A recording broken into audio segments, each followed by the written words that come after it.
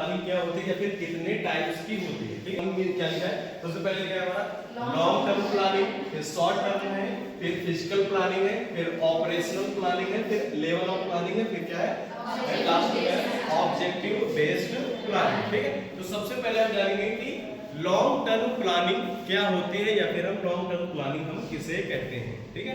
तो long term planning का means क्या है, जैसे नाम से समझ में आ रहा है कि वह प्लानिंग, ठीक है, जो कि हम किसी लंबे समय के लिए या फिर लंबे समय के कार्यों के लिए बनाते हैं, उसे हम क्या बोलते हैं लॉन्ग टर्म प्लानिंग, ठीक है। एग्जांपल के तौर पे जैसे क्या है कि लॉन्ग टर्म में आप कह सकते हैं, जैसे कि मान लो कोई एक कंपनी है, उस कंपनी के अंदर कुछ स्किल्ड पर्सन को क्या करना, अपॉइंट करना, ठीक है, ताकि वो पर्सन क्या करे, हमारे कंपनी को एक लंबे समय तक काम दे और हमारे कंपनी को एक लंबे समय तक और अच्छे वे में लेकर जाए, ठीक है। तो इस टाइप की जो भी हम प्लानिंग बनाएंगे उसे हम क्या बोलेंगे,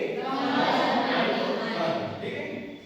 समझ में आ गया, ठीक है। नेक्स्ट हो गया, उसके बाद हमारा है सेकंड पॉइंट हमारा शॉर्ट टर्म प्लानिंग।